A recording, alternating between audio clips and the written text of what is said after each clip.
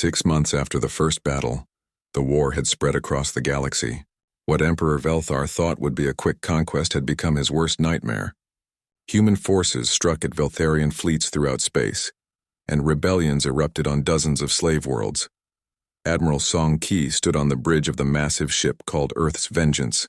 Unlike the converted civilian vessels from the early battles, this ship had been built specifically for war. Every system, every weapon, every piece of armor was designed with one goal: killing aliens. "Admiral, we have detected a Veltharian supply convoy in the Altair system," reported Commander Han Sol. 12 cargo ships with 6 escort vessels. Song Ki studied the tactical display. The convoy was carrying supplies to alien forces fighting human colonies in the Outer Rim. If those supplies reached their destination, human settlements would fall. "How far to intercept?" he asked. 18 hours at maximum speed. "Do it. Signal the fleet. We hunt tonight." The human fleet that followed Song Ki was unlike anything the galaxy had ever seen. These were not desperate survivors fighting for their lives. These were professional killers trained in the art of war. Earth's shipyards had been working non-stop for months, building vessels that existed only to destroy enemy ships. The aliens' advanced technology meant nothing when human ships could ram them at high speed or detonate nuclear devices inside their hulls. Meanwhile, on the slave world of Broktos, a massive rebellion was changing everything. The Brok people were large, strong beings who looked like walking mountains made of stone. For 300 years they had served as laborers for the Empire. Now they were breaking their chains. Brok the Mighty, whose real name had been forgotten in centuries of slavery, led his people against their Veltharian masters. He stood 8 feet tall and could crush alien bones with his bare hands. "Brothers," he shouted to the crowd of Brok warriors, "the humans have shown us the way. They choose death over slavery, war over peace. We will do the same." The Brok had no ships or advanced weapons, but they had something else. They were not afraid to die for freedom. They attacked Veltharian facilities with nothing but their strength and determination. The aliens had energy weapons that could kill a Brok with one shot. But the stone people were hard to kill, and they fought in ways that the Empire had never seen. They used mining equipment as weapons. They collapsed tunnels to trap alien soldiers. They threw themselves at enemy positions with no thought of survival. On another world, the crystal beings called Nyx discovered that their natural abilities could disrupt Veltharian technology. The Empire had used the Nyx to power their communication systems, not knowing that the crystal people could also interfere with those same systems. Nyx Prime, the eldest of her kind, sent secret messages to rebel groups throughout the galaxy. She coordinated attacks and shared information about enemy movements. For the first time in 2 centuries, the scattered rebellions were working together. Back in human space, Dr. Lee Sun had developed new weapons that made even veteran soldiers nervous. Her latest creation was a virus that specifically targeted Veltharian biology. It would not hurt humans or most other species, but it was deadly to the purple-skinned aliens. "Are you sure about this?" President Yang Ho asked during a secure video call. "Using biological weapons crosses a line that we may not be able to uncross." Lee Sun looked tired. She had been working for months with little sleep, driven by reports of what the aliens were doing to captured humans. "They are using our people as test subjects," she said. "They are experimenting on human children to learn how our biology works. They have crossed every line that matters." Yang Ho was quiet for a long moment. The decision weighed heavily on him. Earth had rules about weapons that were too terrible to use. But this was not a war between human nations. This was a war for the survival of the species. "Deploy the weapon," he said finally. "God forgive us all." The biological weapon was loaded onto special missiles that could penetrate alien ship hulls. When they exploded, they released clouds of engineered bacteria that spread through the air systems of enemy vessels. Captain John Min led the first attack using the new weapons. Her squadron approached a Veltharian fleet that was preparing to attack the human colony on Proxima Centauri. "Remember," she told her pilots, "these missiles must hit their target. If they miss and drift in space, other species might be hurt by accident." The attack was swift and precise. Human ships fired their biological weapons at point-blank range, ensuring that every missile found its target.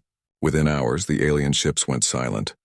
When human boarding parties searched the vessels later, they found no living Veltharians. The biological weapon had done its work quickly and completely. News of the new weapon spread terror through the Veltharian Empire. For the first time, their soldiers began to fear fighting humans. Energy shields could not stop a virus. Armor could not protect against disease. Emperor Velthar raged in his throne room as reports poured in from across the galaxy. Human fleets were destroying his supply lines. Slave rebellions were costing him entire star systems. His own soldiers were deserting rather than face the terrifying humans. "How many worlds have we lost this month?" he demanded. His military advisor, General Korthak, looked at the data with fear in his eyes. 47 systems, Your Majesty. The rebellions are spreading faster than we can contain them. And our losses against the humans? We have lost over 2,000 ships in the last month. Their new biological weapons have made our crews afraid to board damaged vessels or rescue survivors. The Emperor's forearms shook with rage. The humans were not just defeating his forces. They were destroying the fear that held his empire together. If his slaves stopped being afraid, they would all rebel. "Gather our remaining fleets," he ordered. "All of them. We will strike at Earth itself and end this war." Meanwhile, in the human command center, General Park Hyun received reports from across the galaxy. The news was mixed. Human forces were winning battles and liberating worlds, but the cost was enormous. "We have lost 60% of our original fleet," he told Admiral Song Ki. "Our colonies are holding, but barely." "If the aliens concentrate their remaining forces, they could still overwhelm us." Song Ki nodded grimly. He had studied the tactical reports and reached the same conclusion.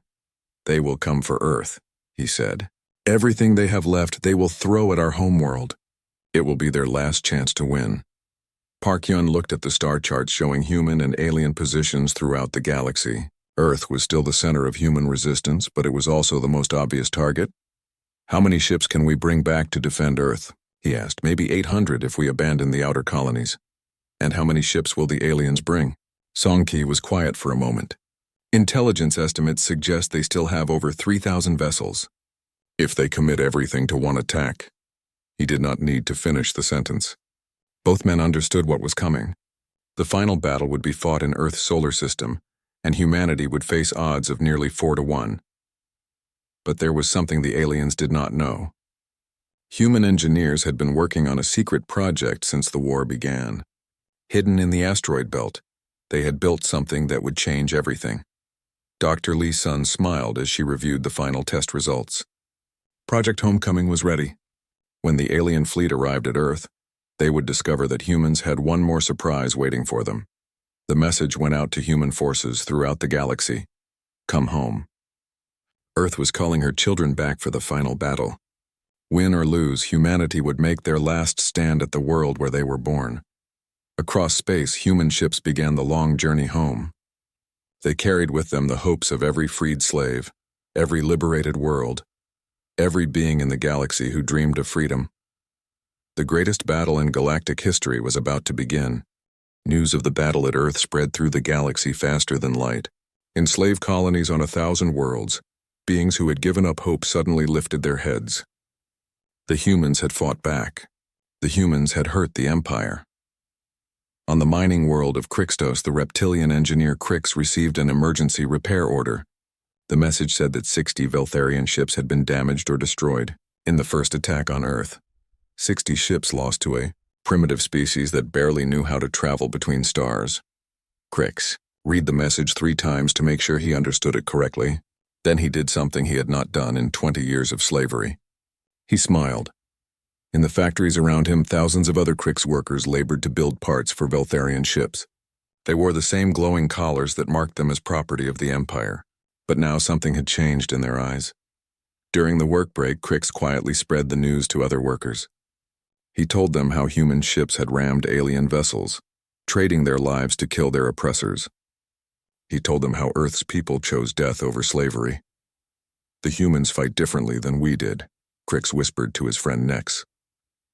"When the Empire came to our world, we thought about survival. We calculated our chances and decided to surrender. The humans do not calculate.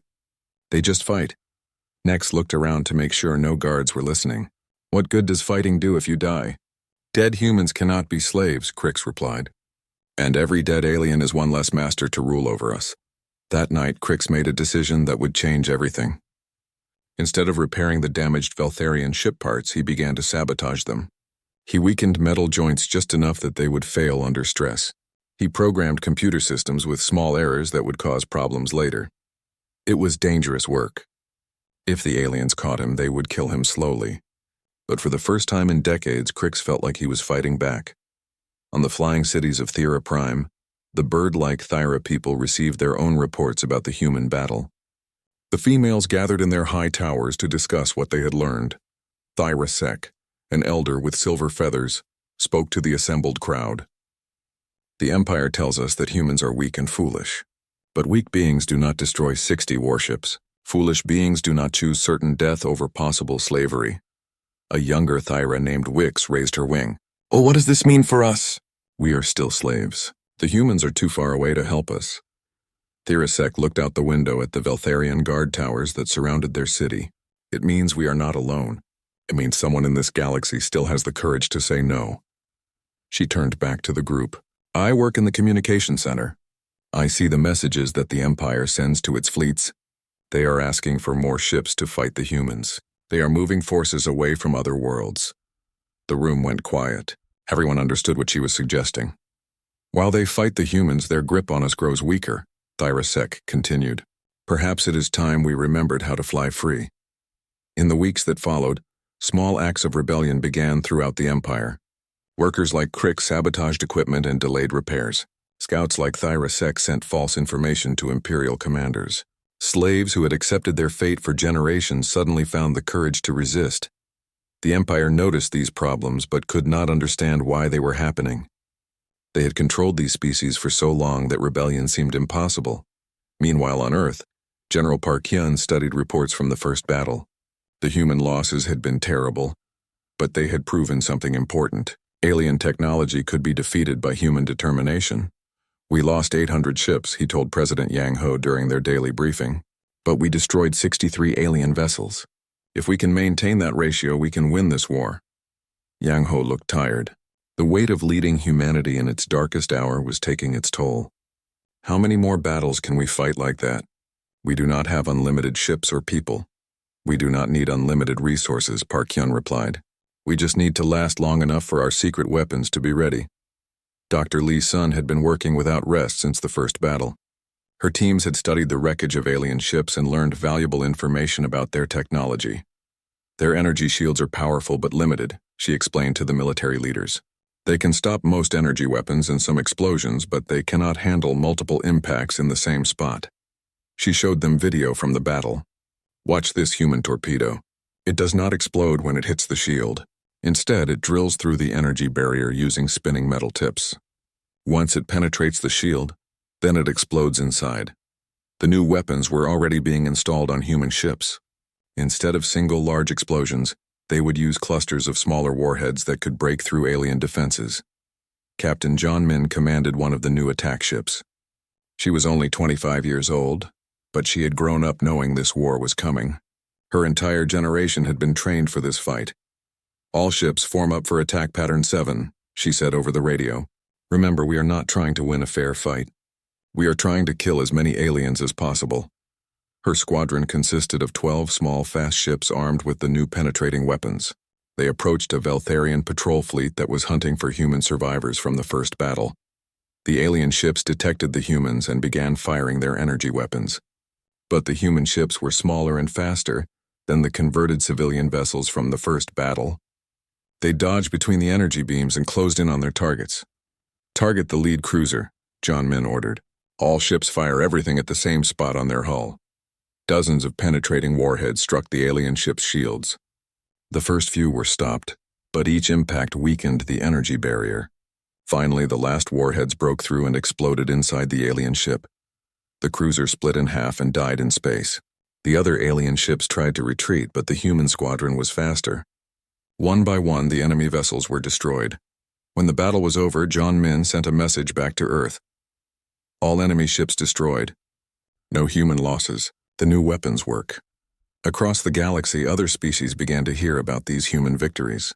The Empire tried to control the information, but news always found a way to spread. On worlds where beings had forgotten what freedom meant, they started to remember. In factories where slaves worked without hope, they began to dream of rebellion. Emperor Velthar sat on his throne, reading reports that made him angry. Human resistance was growing stronger, not weaker. Worse, their example was inspiring his slaves to cause trouble. "How many ships have we lost to equipment failures this month?" he asked his advisors. 47, Your Majesty," replied his chief engineer. "Many of the failures appear to be sabotage, but we cannot prove it." The Emperor's forearms clenched into fists. The humans were not just fighting his fleets. They were showing the entire galaxy that the Empire could be resisted.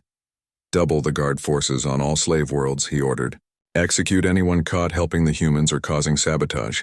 But even as he gave these orders, Velthar knew the truth. The damage was already done. The humans had lit a fire that was spreading through his empire. On distant worlds, beings who had been slaves for generations looked up at the stars and wondered if freedom was possible. The answer came to them in whispered stories of human ships ramming alien vessels, of people who chose death over surrender. The galaxy was beginning to wake up, and it was all because a small blue planet had refused to kneel. The Veltharian fleet arrived at Earth like a dark cloud blocking out the stars. 300 massive ships moved in perfect formation toward the small blue planet. Each ship was 5 times larger than anything humans had ever built. Their hulls gleamed with silver metal that seemed to absorb light. Admiral Mortek stood on the bridge of his flagship, looking down at Earth through the main viewing screen. The planet looked so small and weak compared to his mighty fleet. This would be the easiest conquest in the Empire's history. "What do the humans have to defend themselves?" he asked his tactical officer. "Approximately 2,000 ships, Admiral," the officer replied. "Most appear to be converted civilian vessels. Their largest warships are smaller than our smallest escorts." Mortek laughed. The sound echoed through the bridge where dozens of alien officers worked at their stations. They had conquered hundreds of worlds, and this would be no different. "Begin the attack," he ordered. "Destroy a few of their ships to show them our power. Then they will surrender like all the others." The first Veltharian ship powered up its main weapon. Energy gathered in a ball of bright light at the front of the vessel. The weapon fired, sending a stream of pure energy toward a human destroyer. The human ship exploded in a brilliant flash. Pieces of metal and debris scattered through space. On the alien bridge, officers cheered. "One down," Mortek said. "Destroy 9 more, then offer them surrender terms." But something strange happened. Instead of running away or calling for mercy, the human ships moved closer to the alien fleet. They accelerated toward the Veltharians like they wanted to ram them. Captain Choi Bin commanded the human ship called Fighting Spirit. It had once been a cargo hauler that carried supplies between Earth and Mars. Now it was covered in armor plates and packed with nuclear weapons. "All hands, prepare for combat," Choi Bin announced over the ship's communication system. Remember why we are here. "Remember what they want to do to our families." The ship shook as alien energy beams struck its hull. Armor melted and systems failed, but the ship kept moving forward. "Sir, we have lost main engines," reported Lieutenant Park Ji. "Hull breach on Deck 5. We are losing atmosphere." Choi Bin looked at his crew. They were young men and women who had volunteered for this mission. They all knew what it meant. "Switch to manual control," he ordered. "All power to the remaining thrusters. Target that cruiser dead ahead." The Fighting Spirit limped toward the alien ship, trailing smoke and debris. The Veltharian cruiser fired again and again, trying to destroy the approaching human vessel. On the alien ship, Captain Zethkar watched the damaged human ship with confusion. Why did it not retreat? Why did it not surrender? "It is badly damaged," his weapons officer reported. "One more hit will destroy it." "Then finish it," Zethkar ordered. The energy beam struck the Fighting Spirit directly. The ship's hull cracked open and fire erupted from inside. But instead of stopping, the ship accelerated even faster. Choi Bin smiled as he watched the alien cruiser grow larger on his screen. In 30 seconds, they would hit the enemy ship. In 31 seconds, both ships would be destroyed. "It has been an honor serving with you all," he said to his crew. The Fighting Spirit crashed into the Veltharian cruiser at full speed. At the moment of impact, every nuclear weapon on the human ship exploded at once. The blast was so bright that it lit up half the solar system. When the light faded, both ships were gone. Only scattered debris remained. Admiral Mortek stared at his viewing screen in shock. He had just watched a human ship destroy itself to kill one of his cruisers. "It made no sense. Report," he shouted. "The human ship deliberately rammed our vessel," his tactical officer said. "All hands lost on both sides." Before Mortek could respond, alerts began sounding throughout his bridge. Across the battlefield, more human ships were making suicide runs against alien vessels. A converted passenger liner filled with explosives struck a Veltharian destroyer. A mining ship loaded with nuclear weapons crashed into an alien escort. Even small human fighters were ramming enemy ships without hesitation. "They are all insane," Mortek's weapons officer cried. "They are killing themselves just to hurt us." Mortek had fought in dozens of battles, but he had never seen anything like this. Other species fought to win territory or protect their ships. These humans fought only to kill aliens, even if it meant dying themselves. The human fleet was taking terrible losses, but they were destroying alien ships with every attack. Each human death meant at least one alien death, sometimes more.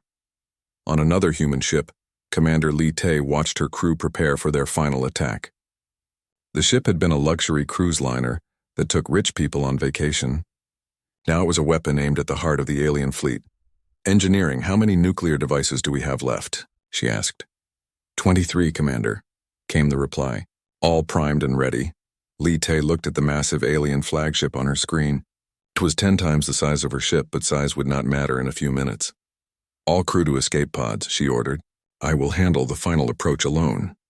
"Ma'am, the pods will not survive in this battle," her first officer said. "I know," Li Te replied. "But some of you might make it home to tell our story." She waited until the escape pods had launched, then turned her ship toward the enemy flagship. The alien ship fired everything it had at her, but the cruise liner was fast and hard to hit. As she got closer to the flagship, Li Te activated the ship's communication system and sent a message on all frequencies. "This is Commander Li Te of the Earth ship Peaceful Journey. We do not surrender. We do not retreat. We fight until the end." The ship struck the flagship's hull and exploded. The blast was so powerful that it cracked the massive alien vessel in half. Admiral Mortek felt his flagship shake and heard the sound of metal tearing. Emergency lights flashed red as damage reports flooded in. "Admiral, we must retreat," his tactical officer shouted. "We have lost 60 ships in 2 hours. At this rate, they will destroy our entire fleet." Mortek could not believe what was happening. His forces were superior in every way, but the humans were winning through sheer determination to die fighting. "How many human ships remain?" he asked. "Approximately 400, sir. But they show no signs of retreating." Mortek looked at the tactical display. Human ships were scattered across space, many damaged and burning. But they kept fighting. They kept attacking. They kept dying to kill his people. "Send a message to Emperor Velthar," he said quietly. "Tell him we need reinforcements. Tell him these humans are not like other species." He paused and looked out at the battle raging around his damaged flagship. "Tell him they fight like demons." The battle continued. Through the day and into the night, human ships kept ramming alien vessels. Both fleets grew smaller, but the humans never asked for mercy. By the time the first battle ended, the Veltharian Empire had learned something important about humanity. These strange creatures from the small blue planet would rather die than surrender, and that made them the most dangerous enemy the Empire had ever faced. The news spread across Earth in hours. Every television, radio, and computer screen showed the same message. Humanity had declared war on the Veltharian Empire. Some people panicked. Many cried. But most did something that surprised the rest of the galaxy. They got to work. General Park Hyun stood in the command center deep under the mountains of Korea. Screens covered every wall, showing Earth's military forces around the world. Ships, planes, tanks, and soldiers were all moving to new positions. "Report," Park Hyun said to his staff. "All nuclear submarines are moving to attack positions," said Colonel Kim Bo. "The Space Force is launching everything we have. Every military base on Earth is now at full alert." Park Hyun nodded. He had been preparing for this day since the first alien signals were detected. While diplomats tried to make peace, the military had been making plans for war. "What about the civilian ships?" he asked. "Converting them now, sir. Cargo ships, passenger liners, even fishing boats. If it can fly in space, we are putting weapons on it." On the other side of the world, Dr. Lee Sun worked in her laboratory without sleep. Her team of scientists moved quickly between computer stations and testing chambers. They had 30 days to turn Earth's technology into weapons that could hurt aliens. "The nuclear missiles are ready," said Dr. Choi Wan, her assistant, "but their ships have energy shields. Our tests show that nuclear weapons might not work." Lee Sun looked at the data on her screen. The alien shields could stop energy weapons and most explosions. But they had found something interesting. "What about kinetic weapons?" she asked. "Things that just hit them really hard?" "The shields seem to let physical objects through if they move fast enough," Choi Wan said. "It is like the shields cannot tell the difference between space dust and bullets." Lee Sun smiled. "Then we will make very big bullets." She turned to address her entire team. "Forget laser weapons. Forget plasma guns. We are going to use rails guns, mass drivers, and anything else that throws heavy objects at high speed. If we can hit them hard enough, we can hurt them." In Earth's orbital shipyards, Captain Choi Bin watched workers attach weapon systems to civilian ships. A luxury cruise ship now carried nuclear missiles. A cargo hauler had been fitted with railguns. Even small pleasure boats were being given armor and weapons. "This is crazy," said his second officer, Lieutenant Park Ji. "These ships are not built for war. Half of them will fall apart the first time they fire their weapons." Choi Bin looked out at the growing fleet. Hundreds of ships floated around Earth, all being prepared for battle.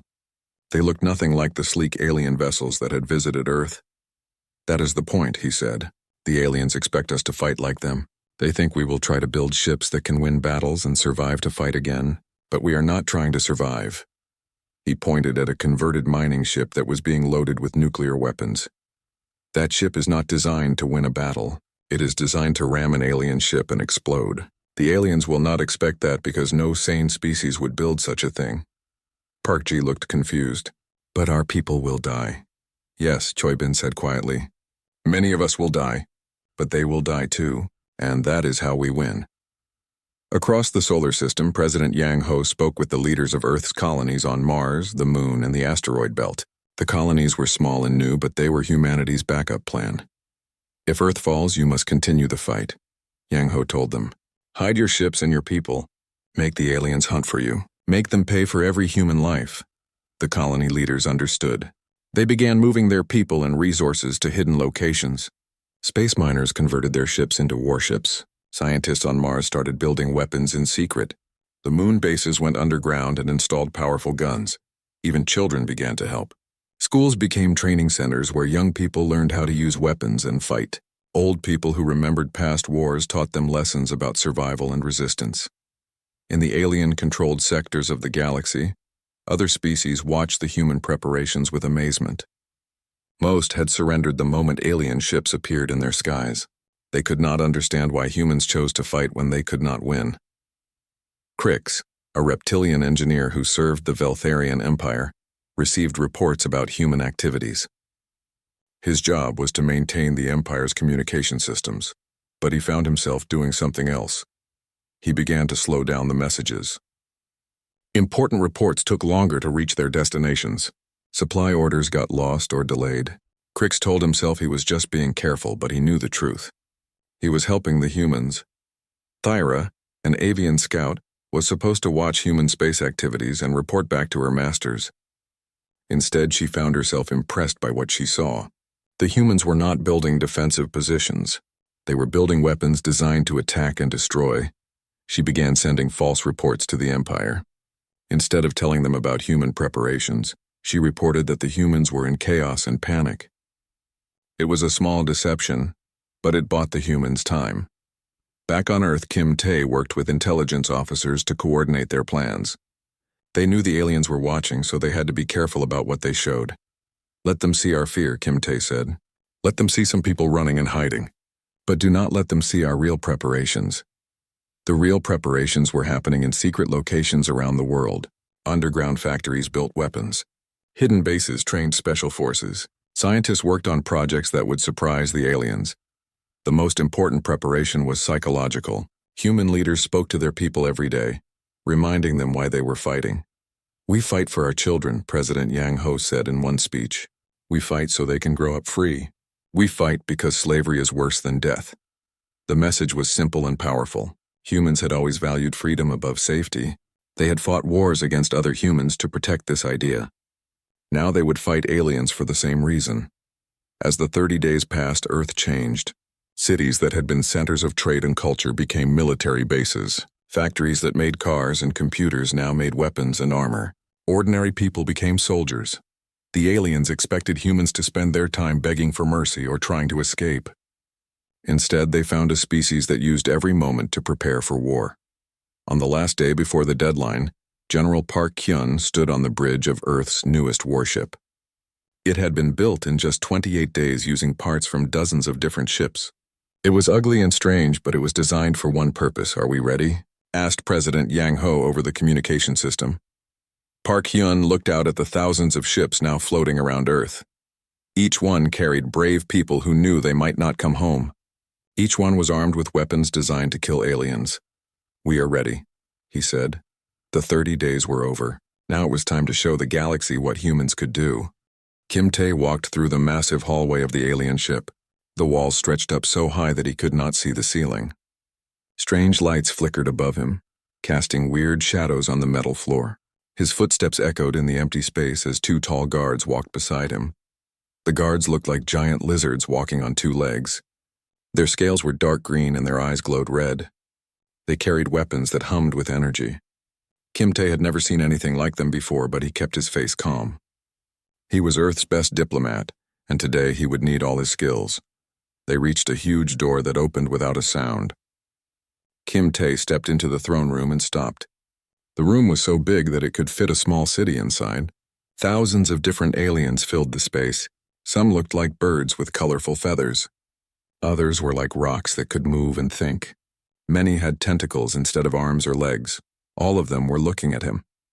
At the far end of the room sat Emperor Velthar on a throne made of black metal.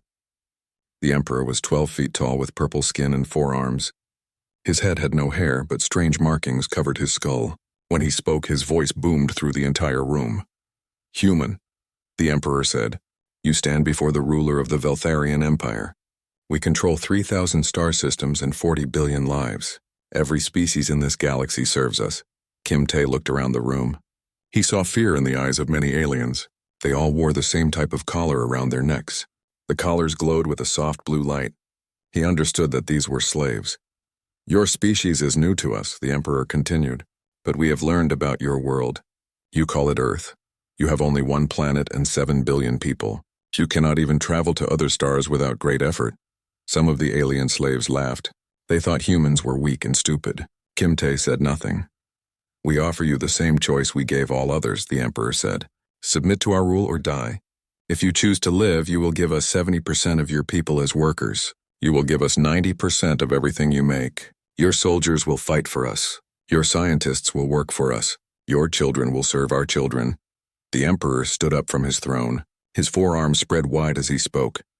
"You have 30 of your Earth days to decide. If you refuse, we will destroy your planet and kill every human. We have done this before to species that would not obey. Their worlds are now empty rocks floating in space." Kim Tae nodded slowly. He had expected this. Earth's leaders knew this day would come when they first detected the alien ships. They had prepared for this moment. "I need to understand something," Kim Tae said. His voice was calm and clear. "When you say you will destroy our planet and kill every human, do you mean you will try to do this or that you will succeed?" The Emperor looked confused. Several aliens in the crowd whispered to each other. They had never heard anyone ask such a question before. "We will succeed," the Emperor said. "No species has ever fought us and won. Our ships are stronger than yours. Our weapons can destroy your cities in seconds. We have armies that have conquered 1,000 worlds." "I see," Kim Tae said. He took a small device from his pocket and spoke into it. "This is Ambassador Kim Tae reporting to Earth Command. The Emperor has explained their demands. They want 70% of our people as slaves and 90% of our resources. If we refuse, they will try to kill all humans and destroy Earth." He put the device away and looked up at the Emperor. "Our answer is war." The throne room went completely silent. No alien moved or spoke. The Emperor stared at Kim Tae as if he had said something impossible. "You choose death?" the Emperor asked. "We choose to fight," Kim Tae said. "We choose to make you pay for every human life. We choose to show you what happens when you threaten our families and our children." An alien that looked like a giant insect spoke up from the crowd. "Humans are fools. The Veltharians destroyed the Krik's homeworld in 1 day. They turned the Thyra moon into dust. No one can fight them." Kim Tae turned to look at the insect alien. "Then you are all cowards. You chose slavery over death. We choose neither."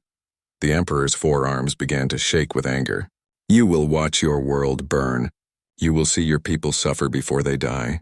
Maybe, Kim Tae said. But you will suffer too. That is what war means. Both sides pay a price. The question is which side is willing to pay more.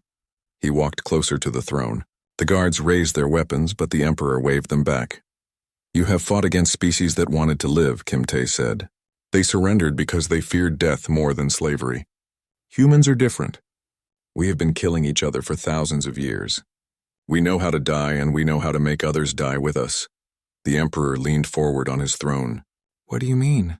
Every human child learns about our wars, Kim Tae explained. We have had wars that killed millions of people. We have had wars that lasted for decades. We have weapons that can destroy entire cities, and we have always been willing to use them when we must. He pointed at the alien slaves in the room. These species built their ships for trade and travel. We build ours for war. These species made weapons to hunt animals for food. We made weapons to kill each other. When you fight us, you will not be fighting farmers or merchants. You will be fighting soldiers. The Emperor sat back in his throne. For the first time, he looked uncertain. You are bluffing, he said. No species would choose extinction over service to the Empire. Kim Tae smiled. It was not a kind smile. Then you do not understand humans. We would rather die free than live as slaves. We would rather see our world burn than watch our children wear your collars. He turned and began walking toward the door. The guards moved to stop him, but again the Emperor waved them back. 30 days, Kim Tae called over his shoulder. Use them to prepare for war. Because in 31 days we will show you what humans do to those who threaten our families. The massive door closed behind him with a soft sound. In the throne room, thousands of alien slaves looked at each other with something they had not felt in years. Hope.